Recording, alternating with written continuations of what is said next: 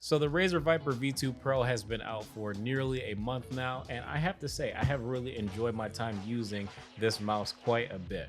But unfortunately this mouse is just too similar to other Zowie FK shaped mice, and for the $150 price and already having a Razer Viper Ultimate, that because it's a little bit on the smaller side for me, I don't really think I'm going to be keeping the Viper V2 Ultimate, but I will make a case for why I do think that this mouse is a really good option if you are a big fan of the Viper Ultimate and you main this mouse currently and you want a really solid upgrade. So number one, you are going to be losing some features when it comes from going from the Viper Ultimate to the Viper V2 Pro. As we all know, the Viper V2 Pro does not come with the charging dock that wirelessly charges your mouse and also houses your dongle.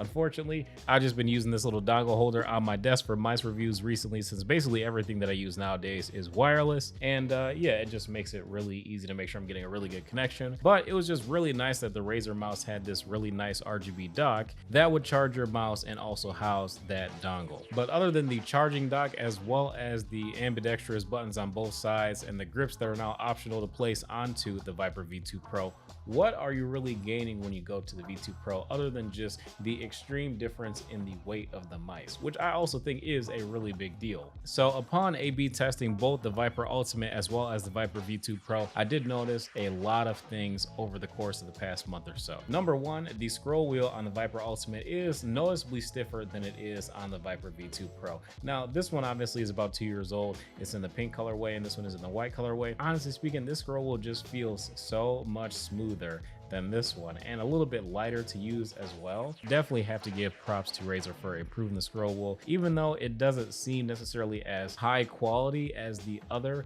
Viper. The matter of fact is the scroll wheel is better, so regardless it feels improved nonetheless. Also, the side buttons on the Viper Ultimate were easier to hit than they were on the original Razer Viper that I tested, but on the Viper V2 Pro, as you can see, these side buttons are a lot easier to hit. Like I have zero issues hitting these side buttons at all on the Viper V2 Pro, and I really do like that quite a bit. I do wish that on the original Viper the side buttons stuck out a little bit more. I don't really know if that's due to just the grips alone being pre-installed. I was never really the hugest fan of these grips because it just kind of felt like my hands would get a little bit sweaty on the grips, so I'm just glad that they have this solid matte coating and the grips are in the box and they're optional to use. Now the skates on the mouse as well, I don't know if it's just because these skates are really worn over the past couple of years and I just need to replace them, but the skates on the Viper V2 Pro are definitely a little bit more slippery as well, so I really don't have any issues to report with the skates. As far as the sensor goes, with just the stark differences in the mouse itself, it's really hard to do a one-to-one comparison of just sensor performance alone, because it could be a lot of, it could be a collection of the skates on the newer one feel better than the older one, the difference in the weight and things like that. But otherwise, the sensor performance on either of them, I wouldn't let that be the determining factor on why you go with either of these mice. So just keep that in mind, that the sensor performance on both mice is very good.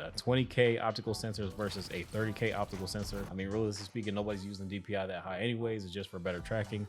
Who really cares? And then we have micro USB versus USB Type-C. Obviously, I do prefer USB Type-C, but the micro USB port, I can honestly say I have never ever used on the Viper Ultimate because of the charging dock. One thing that I definitely wish was on the Viper V2 Pro was just a place to house the dongle for the mouse. Like this is just really nice, especially if you were traveling. You can just go ahead and toss the dongle into the mouse and then close it and you're good to go. It would have been also nice if it had Bluetooth, but honestly speaking, having the dongle is good enough, and just having a place to store it is absolutely fantastic. But unfortunately, with the Viper V2 Pro, you got to keep track of the dongle, so you better hope that you don't lose it, because if you do, well, you know, your mouse is just going to be a brick, and that kind of sucks. It is nice that they put the LED indicator for the battery on top of the mouse as well. And there is now a power and DPI button on the mouse, where on the previous Razer Viper there was also a DPI button and a power switch, but obviously they did this all in one to reduce the weight. And I really don't mind this system as well. Obviously you press and hold and it will turn the mouse on because there's only one button,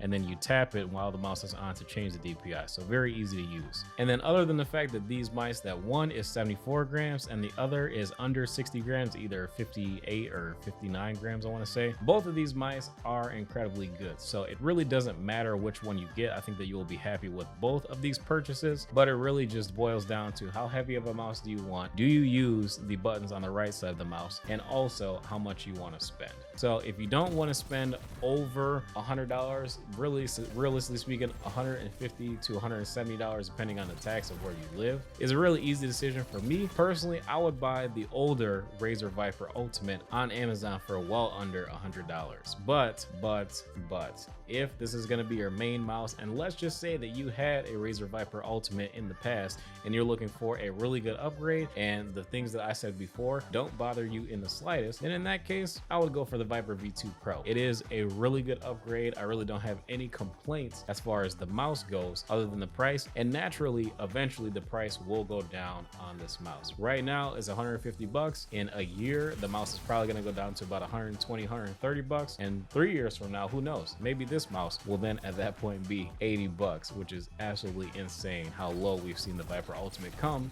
in terms of price. But anyways, that is going to be it for this video. If you guys enjoy, feel free to drop a like and subscribe to the channel if you guys are new as well. Let me know what you guys think of the Razer Viper V2 Pro situation. I know at this point it's all kind of blown over and it's not really that big of a deal anymore in my opinion, but 150 bucks still does sting for a mouse that is a little bit too small for me. I know that everybody wants there to be a Viper Mini wireless, but also can we get a Viper Plus, like a bigger Viper, you know what I'm saying? So just so that it fills out my hand a little bit more, because the mouse just seems a little bit too short up here and a little bit too short over here too. So I would like to see a longer and taller version of the Razer Viper V2 Pro at some point. If it was a couple grams more, that's fine, but I just feel like something like that would definitely compete a bit more with the Logitech G Pro Superlight, because it would be going for that size category that Logitech is already dominating by having bigger mics. But yeah, that's all I got for you guys. Thank you for watching. I will see you in the next video.